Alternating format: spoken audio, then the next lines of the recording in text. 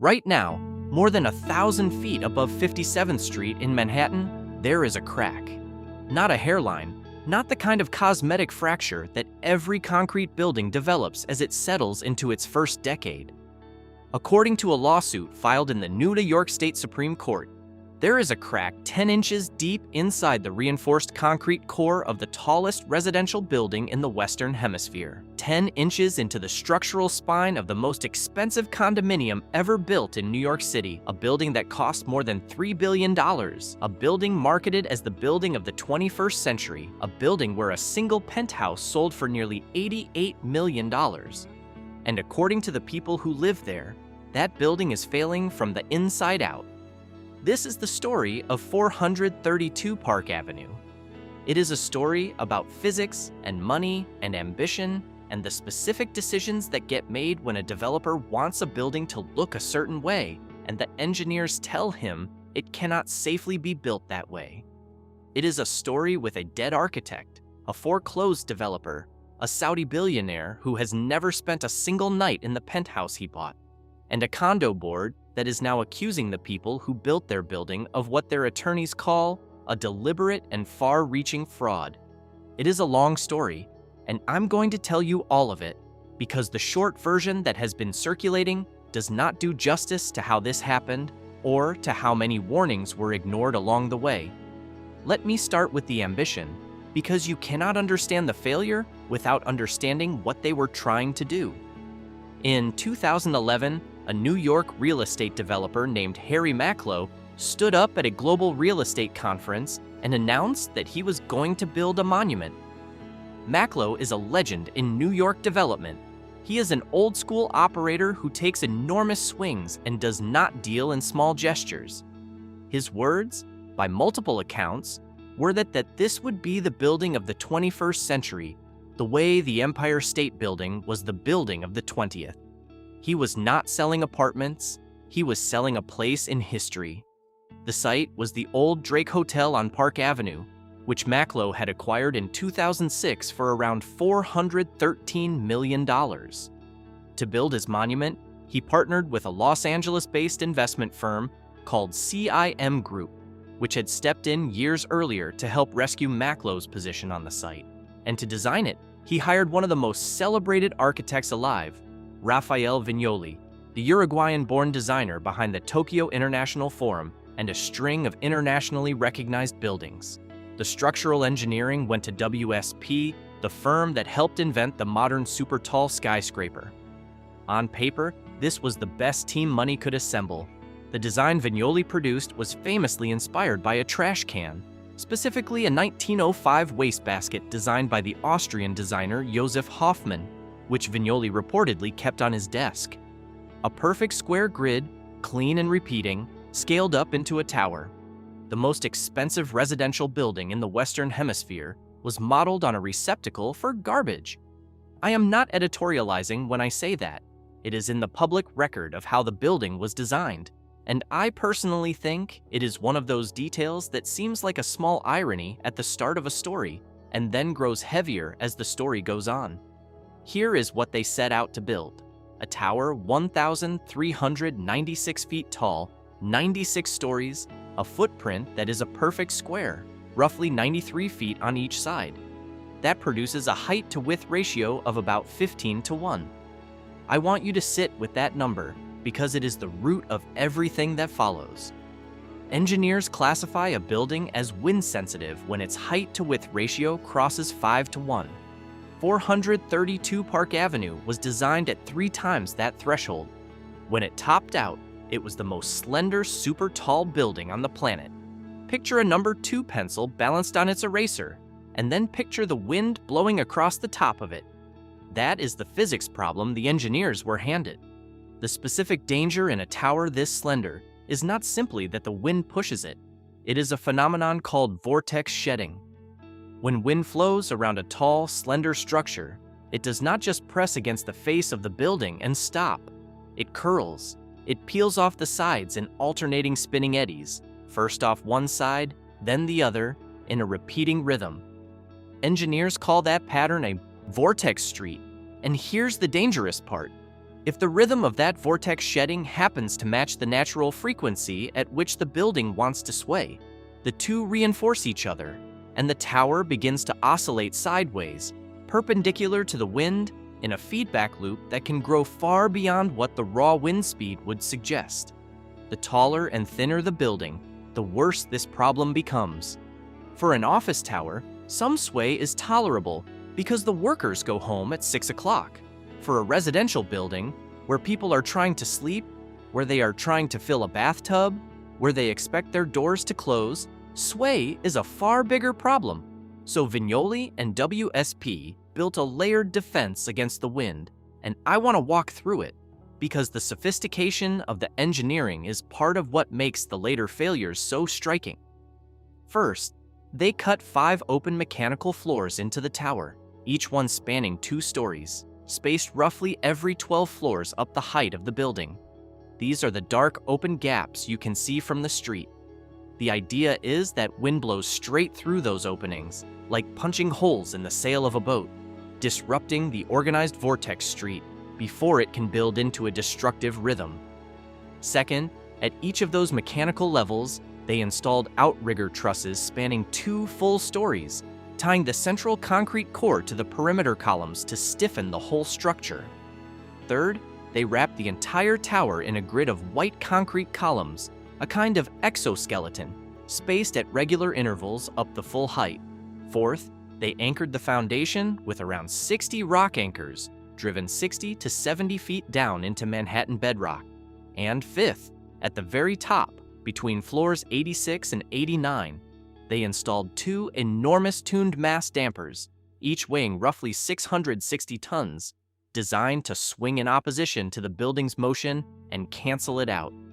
At the center of all of it, holding the entire system together, is a 30-foot square reinforced concrete core with walls roughly 30 inches thick at the base. That core is the spine of the building. It carries the wind loads. It resists the lateral forces. It is the single element in the entire structure that you cannot afford to compromise, because if the spine fails, every other system fails with it. And that spine, according to the April 2025 lawsuit, is exactly where the 10-inch crack is now located. The materials were as extreme as the geometry. According to the engineering record, the project used around 70,000 cubic yards of concrete and 12,500 tons of reinforcing steel. The lower 38 stories were poured with concrete rated at 14,000 pounds per square inch, roughly twice the strength of a typical high-rise mix, strong enough in engineering terms to support a small mountain. And for the exterior, the team developed a specialized white Portland cement, chosen specifically for its color, for the way it would stand out clean and pale against the glass towers of Midtown. The structural engineers would later describe producing that high-strength, pumpable white concrete, capable of being pushed up nearly 1,400 feet without separating or discoloring, as one of the most demanding challenges of the entire project. And this is where I have to pause, because this is the hinge of the entire story. The white concrete was the signature. It was the brand. It was the thing that made 432 Park look like 432 Park. And according to the lawsuit, protecting that white concrete, keeping it pure and visible, drove a series of decisions that the residents now say doomed the building. If you have a strong opinion already about choosing the way a building looks over the way a building lasts, I want you to hold on to that thought, because I am going to ask you about it later. And the comment section on this one is going to be worth reading. But let me keep building the timeline first, because the warnings, according to the complaint, started before they poured a single floor. Construction began in earnest on the Drake Hotel site around 2012. The main contractor was Lend-Lease. The challenge they faced had genuinely never been solved at this scale. How do you pour tens of thousands of cubic yards of specialized white concrete into a 1,396-foot tower on a cramped Manhattan lot, on a tight schedule, while keeping the color consistent and the strength intact all the way up? The answer was a self-climbing concrete core system, a pouring apparatus with a replacing boom and a crane that hydraulically lifted itself about 16 feet at a time as each floor was completed. Floor by floor, the tower rose at what observers at the time described as unusual speed. According to the 2025 complaint, the problem with the beautiful white concrete was durability. The engineers, the lawsuit says, wanted to add a standard ingredient called fly ash to the concrete mix. Fly ash makes concrete significantly more durable and more resistant to cracking over time. It is not exotic. It is used in concrete construction across the world. But fly ash, according to the complaint, would have made the concrete slightly darker. It would have compromised the pure white color that was the building's entire aesthetic identity. And so, the lawsuit alleges, the request to add fly ash was refused. The competitor coverage of this story has circulated a quote attributed to a structural engineer summarizing the choice in 3 words: color or cracks. I want to be careful here because I have not been able to independently verify that specific internal email in the primary court record available to me. So I am presenting it as what has been reported and alleged, not as established fact. But the broader allegation that durability was traded for appearance is at the center of the lawsuit the condo board actually filed. The engineers, according to the complaint, then proposed a backup plan. If they could not put fly ash in the concrete, they could coat the exterior with a thick, flexible elastomeric membrane, a waterproofing layer designed to seal any cracks that developed and block water from reaching the steel reinforcement inside the concrete. And here is the allegation that has become the headline of this entire story. According to the lawsuit, the developer rejected the elastomeric coating because an opaque coating would alter the appearance of the white concrete and reduce the building's appeal to the world's wealthiest buyers. Instead, according to the complaint, the facade received a clear silicone sealant, the same kind of material the lawsuit alleges was used to protect the hull of a yacht, a clear coating so the white concrete could still show through. The look of the building, the complaint argues, was chosen over the protection of the building. I personally think this is the decision the entire case turns on if the allegations hold up in court, because everything downstream flows from water getting into concrete that was not adequately protected against it. And I want to be precise about something: the careful coverage of this story gets right, and the sloppy coverage gets wrong. There are actually 2 separate problems here. One is the cracking of the exterior white concrete facade, which is what the fly ash and the coating decisions were about. The other is the 10-inch crack later alleged in the building's structural core, which is a deeper and more serious matter. Both are real allegations in the case. Only the facade cracking was, according to the complaint, the subject of warnings before construction. I'm not going to blur those 2 together the way some retellings have, because the distinction matters. The tower topped out in October of 2014. It was certified complete in December of 2015. The first residents began moving in almost immediately, and almost immediately, according to the residents, the building began telling a very different story than the one in the marketing. And the marketing, I should say, was extraordinary. Macklowe reportedly spent around $1 million to commission a 4-minute promotional film from an Emmy-recognized production company. The centerpiece of the film was Philippe Petit, the high-wire artist famous for walking a tightrope between the Twin Towers in 1974, now depicted walking a virtual wire from the Empire State Building directly to 432 Park Avenue. The torch symbolically being passed from the building of the 20th century to the building of the 21st. It was abstract, it was artful, and by every financial measure, it worked. By 2014, before construction was even finished, half the units had sold for a combined $1 billion. By 2015, the building was 90% sold. The cheapest unit in the entire tower still cost more than $1 million. 432 Park became, briefly, the first condominium building in New York City history to cross $2 billion in sales. The projected total sellout was $3.1 billion. And by the developer's own reported accounting, the partnership cleared somewhere around $900 million in profit, The buyers were exactly who you would expect. Fawaz Al-Hokair, a Saudi retail billionaire whose company controls franchise rights to major global brands across the Middle East, paid $87.7 million for the penthouse on the 96th floor in 2016. Co-developer CIM Group, according to reporting, provided a $56 million loan to facilitate that very purchase. Thomas Peterfy, the founder of Interactive Brokers, took the entire 84th floor. Jennifer Lopez and Alex Rodriguez reportedly moved in by 2018. Many of the buyers purchased through anonymous shell companies, keeping their names out of the public record, which is itself part of the story of what these towers were really for. A significant number of the units at the top of Billionaire's Row were never primarily intended to be homes. They were vaults, places to park global wealth in a stable market above a city most of the owners barely lived in. And here is where I want to ask you the first question, because we are about to leave the ambition behind and walk into the failures. And the comments section is the best part of a story like this. When you buy something purely as a trophy, purely as a place to store money, do you think you have the same right to be outraged when it falls apart as someone who actually needed a home? I genuinely want to know how you come down on that, because it shapes how you read everything that comes next. Tell me in the comments before you finish the video, and then tell me again at the end, and see if your answer changed. Because the failures, when they came fast. The first sales had barely closed when the water started. On November 5th, 2017, according to the record, a catastrophic flood tore through the building between the 83rd and the 86th floors.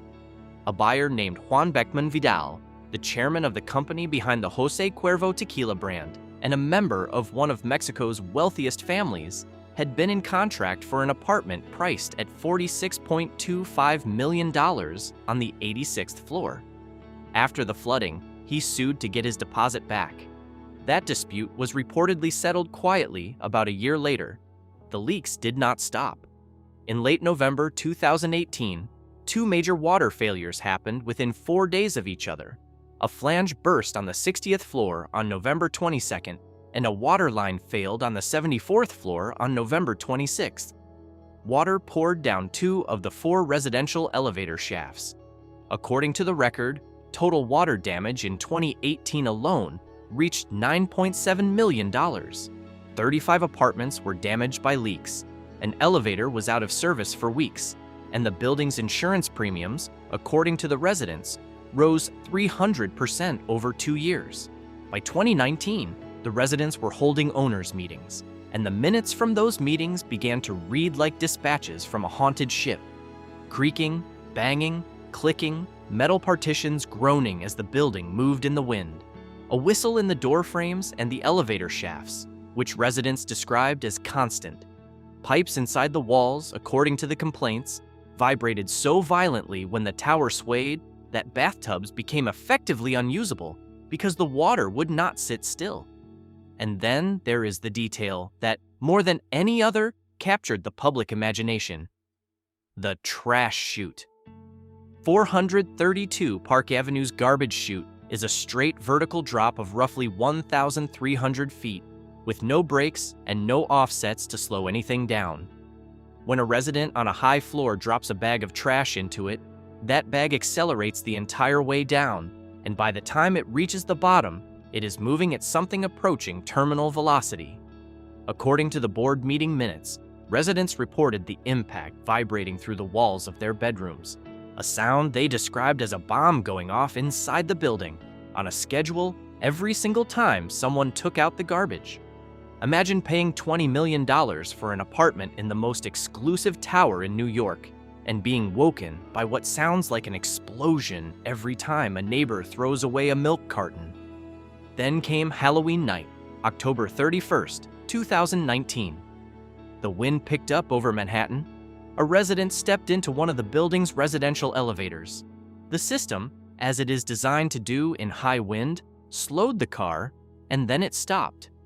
That resident sat trapped inside the elevator car, somewhere in the sky above 57th Street, for 1 hour and 25 minutes.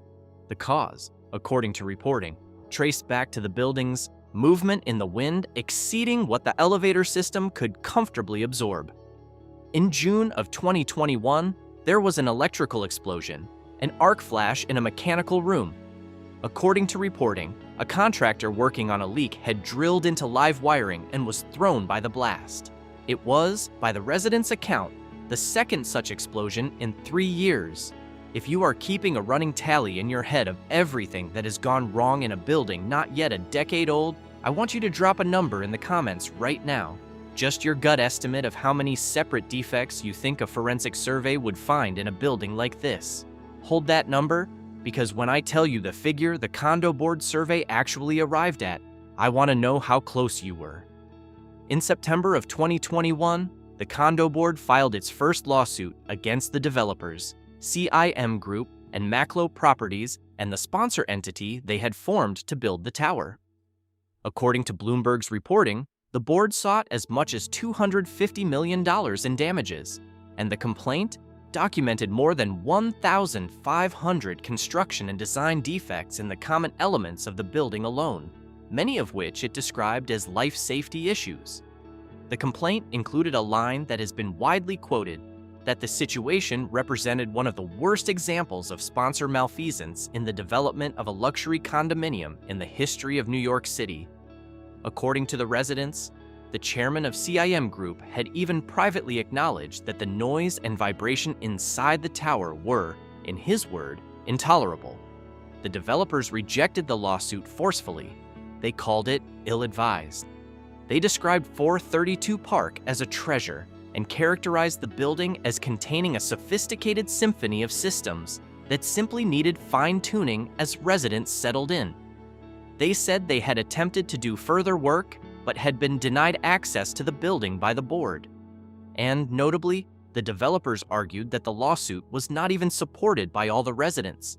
Maclo himself reportedly described the board's lawsuit as a scorpion biting its own back, because, in his view, publicizing the building's problems was destroying the value of the very units the residents were trying to protect. That first lawsuit did not resolve cleanly. It ground forward through the courts for years. By 2024, according to public reporting, it had produced more than 4 million pages of documents and dozens of days of deposition testimony.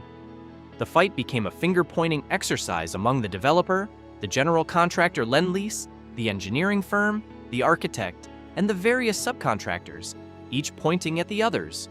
While the sponsor's liability was shielded behind the limited liability company structure that developers use precisely for situations like this. And while that litigation dragged on, the developer's own personal fortunes inside the building collapsed in a way that reads almost like a parable. In 2022, Harry Maclo purchased 3 units in his own building on the 78th and 28th floors for around $47 million. The financing for that purchase, according to reporting, came in the form of more than $46 million in loans from his own co-developer, CIM Group.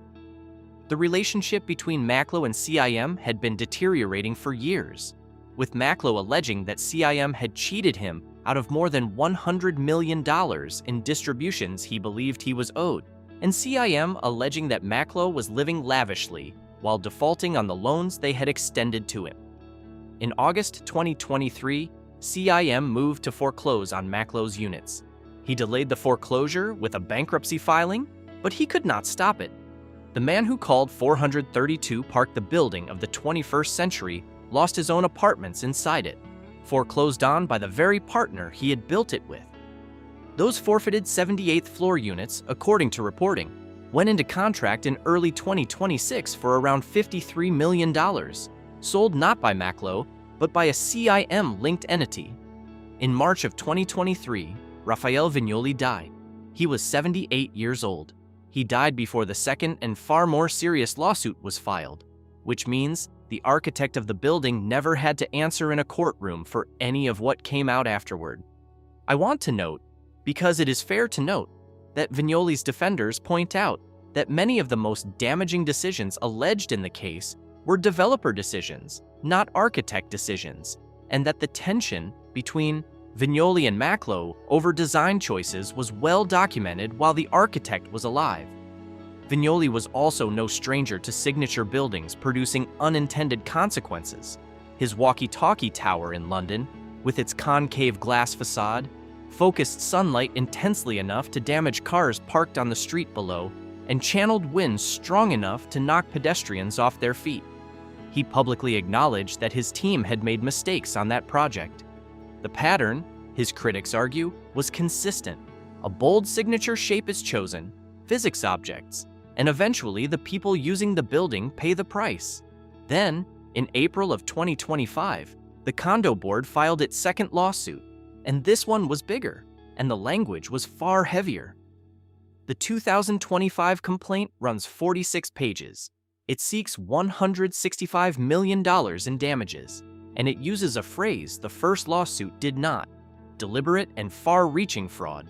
The core allegation of the second lawsuit is not merely that the building was poorly built. It is that the developers knew it was defective and concealed that knowledge in order to keep selling units at top prices. According to the complaint, a facade survey conducted in 2016, while the building was still actively being sold, identified 1,893 defects in the exterior, more than half of which were classified as life safety items. That report, the lawsuit alleges, was concealed from buyers who were signing contracts at the same time. The complaint goes further. According to CNN's reporting on the filing, the lawsuit alleges that the architecture firm SLCE made materially false claims in the building's offering plan, the legal disclosure document that buyers review before purchasing. The complaint cites a specific change in the document's wording. Language that originally stated the concrete will prevent water penetration was allegedly changed to say it was designed to prevent water penetration. One word, will, changed to designed to. In legal terms, the lawsuit argues, that is the difference between a guarantee and a hope. And the change was allegedly made because the developers already knew the facade could not deliver the guarantee. The complaint also alleges that the contractor and the engineering firm sent a letter to the New York City Department of Buildings that misrepresented the nature, extent, and type of the cracking, allegedly omitting the most damaging findings of their own internal survey while people were still buying and moving into the building. And at the center of all of it is the 10-inch crack. According to the 2025 complaint, the facade's defective design left it plagued with thousands of severe cracks, spalling, and deterioration, which led to major water infiltration and flooding, and, critically, to corrosion of the steel rebar reinforcing the concrete columns. I read you the exact substance of that allegation because it is the heart of the structural concern. When water reaches the steel reinforcement inside concrete, the steel begins to rust. When steel rusts, it expands, sometimes to several times its original volume. That expansion cracks the surrounding concrete from the inside out. The new cracks admit more water. The additional water corrodes more steel. The process feeds on itself, and it does not stabilize, and it does not reverse on its own. The complaint alleges that this process is now underway inside the structural columns of the building, and that somewhere inside the core, the spine that holds the entire 1,396-foot tower upright against the wind, there is a crack 10 inches deep. The developers deny all of it.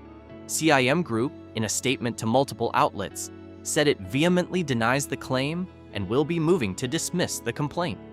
The developers have previously characterized the residents' allegations as exaggerated. As of the most recent public record, the case is pending. It has not been ruled on, and these allegations have not been tested in court. I want to be completely clear about that, because it matters. This is a lawsuit, not a verdict. What I have described is what the condo board alleges, supported by the survey documents and the offering plan language their attorneys have cited. The other side is entitled to its defense, and it has stated its defense plainly. Now, I want to turn to the part of this story that I think gets too little attention, which is what it has actually been like to live there and what the money has done. In 2021, The New York Times reporter Stefanos Chen broke the definitive account of the residents' experience. A woman named Serena Abramovich, who had paid $17 million for her unit in 2016, told him that she had been convinced it would be the best building in New York, that the developers were still billing it as a gift to the world, and that it was not. She told him that everybody in the building hated each other. She told him that if she had known then what she knew now, she would never have bought. And she said one sentence that I think captures the entire story better than any engineering report could. Everything here, she said, was camouflage. The financial wreckage tells the same story in numbers. Thomas Peterfy sold his 84th floor unit in 2024 for $13.5 million, a substantial loss on what he had paid.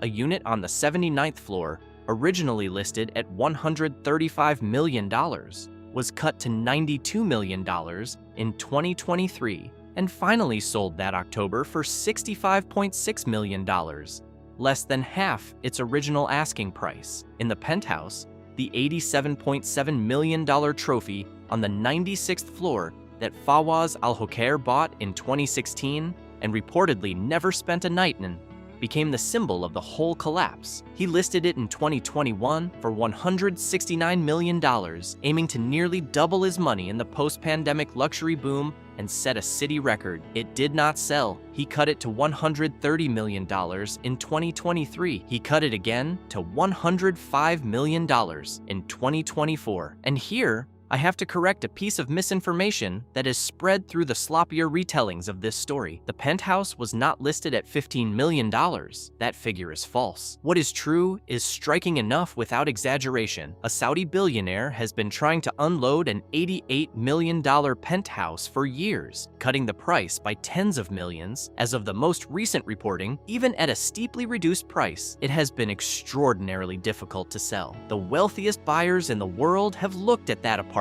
and at the lawsuits surrounding the building and walked away. Even the amenities tell the story. The private members restaurant that was supposed to be a crown jewel perk for residents reportedly cost each household around $1,200 a year when the building opened in 2015. By 2020, according to the residents, that annual charge had climbed to around $15,000. The costs of keeping the building running were landing on the people who lived there in ways the marketing never mentioned, and the largest bill has not even arrived. According to estimates cited in the reporting, refurbishing the two 660-ton tuned mass dampers at the top of the tower, the counterweights that are the only thing keeping the building sway within livable limits, could cost on the order of $100 million on its own. The facade remediation has been estimated in similar territory. For a building not yet 10 years old, the repair bills run into the hundreds of millions of dollars, on top of the litigation, which reportedly consumes millions of dollars a year in legal fees on its own.